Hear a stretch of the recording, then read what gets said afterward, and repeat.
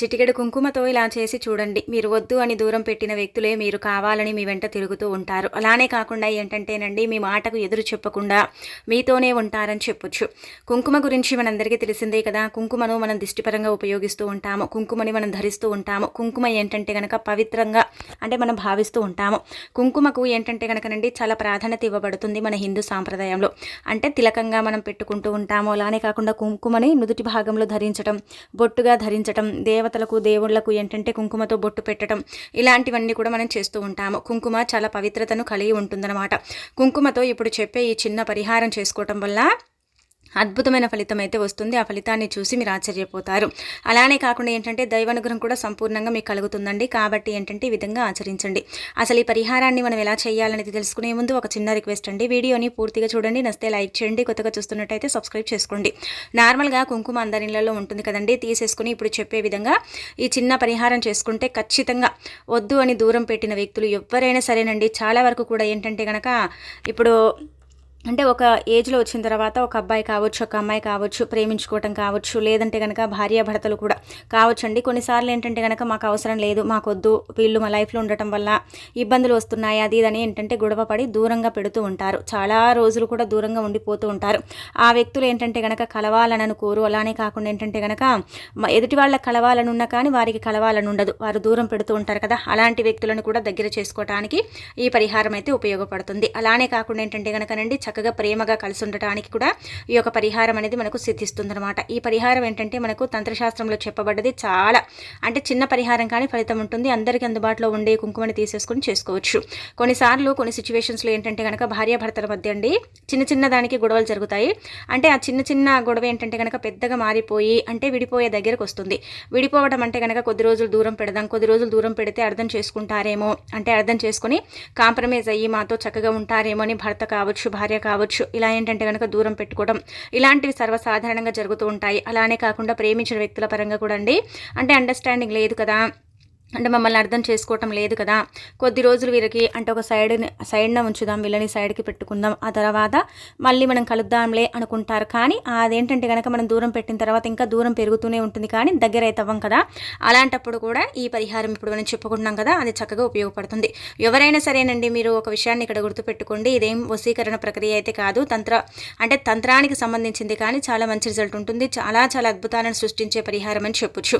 కుంకుమ ఒక రకంగా చెప్పాలంటే కనుక కుంకుమ అండి చెడుని తీసేస్తుంది, మంచిని తెచ్చిపెడుతుంది. కుంకుమతో పరిహారం చేస్తే జరగదు అన్న పని కూడా జరిగేలాగా అంటే తీర్చిదిద్దడానికి కుంకుమ ఉపయోగపడుతుంది. కుంకుమ నార్మల్గా చెప్పాలంటే కనుక మంచి కోసం చాలా మంది కూడా అంటే ప్రయత్నిస్తూ ఉంటారు. ఎరుపు కాబట్టి శుభ సూచిక, ఎరుపు కాబట్టి ఏంటంటే కనుక మనకు అంటే మంచి ఫలితం అన్నమాట.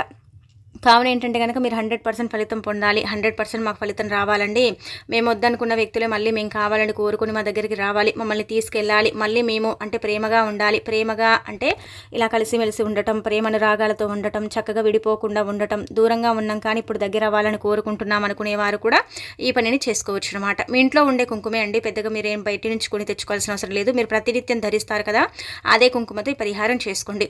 ఒకవేళ మీ ఇంట్లో అంటే ఎర్ర కుంకుమ లేదనుకోండి, మీరు అప్పటికప్పుడు కొని తెచ్చుకోండి. కానీ ఈ పరిహారానికి అయితే రెడ్ కలర్లో ఉండే కుంకుమ మాత్రమే వాడాలి.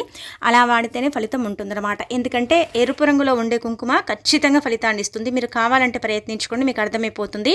అంటే ఊరికి జస్ట్ మీరు టైంపాస్ కోసం చేసినా కానీ ఫలితం ఉంటుందండి.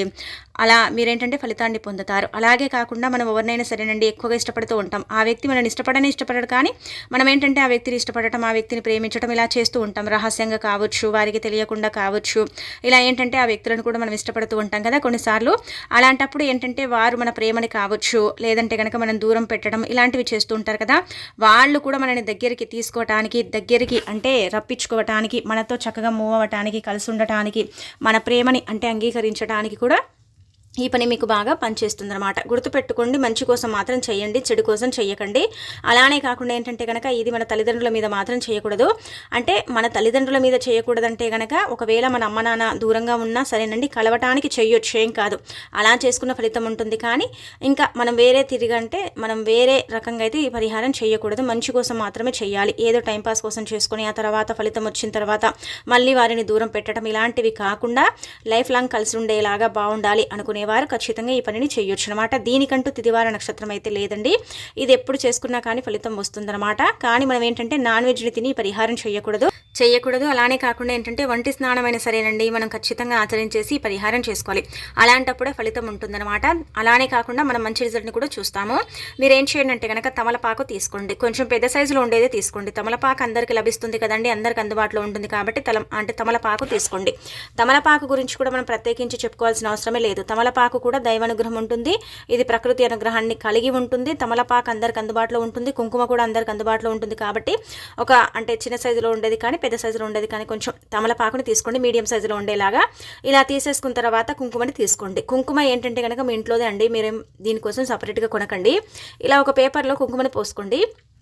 పోసేసుకున్న తర్వాత ఏం చేయండి అంటే కనుక అందులో అండి గుర్తుపెట్టుకోండి, ఇందులో మీరు ఏం చేయండి అంటే కనుక నీళ్లను అంటే నార్మల్గా ఏంటంటే గంగాజలం ఉందనుకోండి దాన్ని కలపవచ్చు, లేదండి అనుకుంటే నార్మల్గా నీళ్ళని కలపండి. నీళ్ళని కలిపేసిన తర్వాత కొంచెం పేస్ట్ లాగా దీన్ని తయారు చేసుకోండి. అలా తయారు చేసుకునే ఈ మిశ్రమం ఏంటంటే కనుక తమలపాకు పైన ఉంగరపు వేలుతో మాత్రమే రాయాలండి. ఉంగరపు వేలుతో మాత్రమే ఏంటంటే కనుక మనం ఏం రాయాలంటే, ఇప్పుడు మనం ఒక వ్యక్తి అనుకోండి, ఇప్పుడు అంటే మా భర్త పేరు శ్రీనివాస్ అండి, మేము మా భర్త విడిపోయాము, దూరంగా ఉంటున్నాం అనుకోండి, మనం ఏంటంటే కనుక ఆడవారు చేస్తే నా భర్త శ్రీనివాస్ నన్ను అంటే దగ్గరికి తీసుకోవాలి, మేమిద్దరం కలిసి ఉండాలి అని రాయాలి.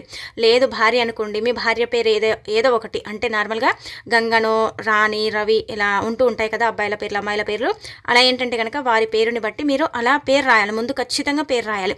పేరు రాస్తేనే ఏంటంటే కనుక అప్పుడు పరిహారం మనకు పర్ఫెక్ట్గా పనిచేస్తుంది. పేరు రాయకుండా మనం పరిహారం చేస్తే అది పెద్దగా ఫలించదండి. అందుకే పేరుని రాయండి, ముందు వారి పేరు రాయాలి. రాసిన తర్వాత మనం ఏంటంటే కనుక వారికి సంబంధించి అంటే వారు మనని దగ్గర తీసుకోవాలి, వారు మేము అంటే కలిసి ఉండాలి. అంటే మీరు ప్రేమించిన వ్యక్తి కూడా అండి, ఎవరైనా సరే ఇప్పుడు రాకేష్ రాజు ఎవరో ఒకరు ఉంటూ ఉంటారు కదండి, ప్రేమించిన వ్యక్తులు అమ్మాయిలు కావచ్చు అబ్బాయిలు కావచ్చు ఎవరైనా కావచ్చు, అలా వాళ్ళ పేర్లు రాయాలన్నమాట. కానీ ఈ పరిహారం చేసేటప్పుడు ఇతరులతో పంచుకోకూడదు, ఎవరికి చెప్పకుండా రహస్యంగా చేసుకోవాలి. అలాగే వచ్చేసి ఏంటంటే నమ్మకంతో చేయాలి. ఖచ్చితంగా నాన్ వెజ్ తినకూడదు. మనం ఏంటంటే వంటి స్నానం చేసుకోవాలి. ఇంట్లో కంటే మీ ఇష్టాన్ని బట్టి బయట కూడా చేయొచ్చు. కానీ మీరు ఇంట్లో చేసిన బయట చేసిన ఏంటంటే కనుక ఇలా ఆకు మీద రాసిన తర్వాత ఆకుని ఏంటంటే పారే నీళ్ళలో మాత్రమే పడేయాలి.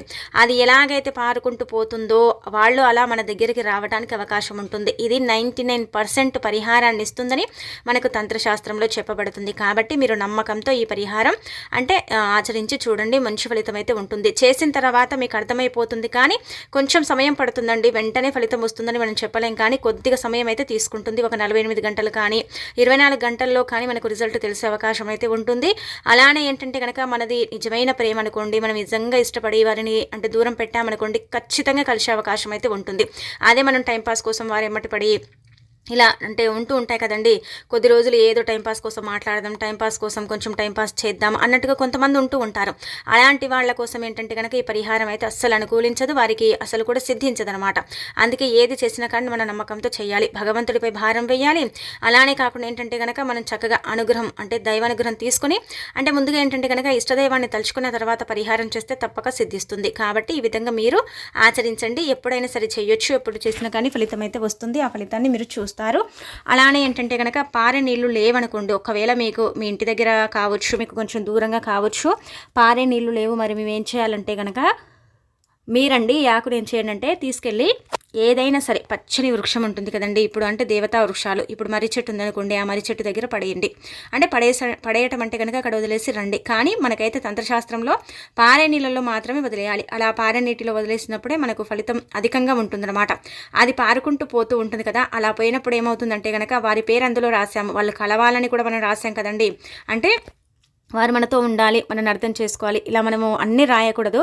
కేవలం ఏంటంటే కనుక మా భర్త శ్రీనివాసు నేను కలిసి ఉండాలి, నన్ను దగ్గరికి తీసుకోవాలి, ఇంతే రాయాలండి. ఇంతే రాసేసి నీళ్ళలో పడేయాలి. అంటే నీళ్ళల్లో వేసేస్తే అది పోతుంది, ఇంకా అక్కడ ఉండదనమాట, అది పారుకుంటూ వెళ్ళిపోతుంది ఆకు. అలా మీరు నీళ్ళలో వేసిన తర్వాత ఆ కుంకుమ చెడిపోయినా మీకేం సంబంధం అయితే లేదండి. మీరు రాసి మనస్ఫూర్తిగా సంకల్పం చెప్పుకొని నీళ్ళలో వేశారు కాబట్టి 100% అంటే రిజల్ట్ అయితే ఉంటుంది. కానీ మనకు 100% ఇక్కడ ఫలితం అయితే రాదు, 99% అంటే ఫలితం అయితే మనం చూడగలుగుతాం. మన కళ్ళతో మనం చూసి ఆశ్చర్యపోగలుగుతాము. చేసిన తర్వాత 48 గంటల్లో రిజల్ట్ అయితే చూసే అవకాశం ఉంటుంది. కొంతమందికి ఏంటంటే కనుక 24 గంటల్లోనే ఫలితం పొందే అవకాశం ఉంటుందని తంత్రశాస్త్రంలో వివరంగా చెప్పబడుతుంది. రహస్యంగా చేయండి, రహస్యంగా ఆకుని నీళ్ళల్లో వేయండి, ఇక మీరు గమ్మునైపోండి, ఏం తెలియనట్టుగా చూడండి. మీరే అంటే మనం ఇష్టపడ్డ వ్యక్తుల ద్వారా మనమే ఊహించనిది మనకు కలుగుతుంది, ఊహించని మనం దక్కే అవకాశం ఉంటుంది. కాబట్టి నమ్మకంతో చేసుకోండి. ఏ రోజు చేసినా ఏం పర్వాలేదు, ఫలితాలు అయితే ఉంటాయి. ఫలితం ఉండదని కాదు, ఫలితం ఉంటుంది. కానీ మీరు ఏంటంటే కనుక నమ్మకంతో చేసినప్పుడే అధికంగా ఫలితం ఉంటుంది. ఆ ఫలితాన్ని మీ కళ్ళతోనే మీరు చూసి ఆశ్చర్యపోవటం అనేది జరుగుతుందని తంత్రశాస్త్రం చెబుతుందండి.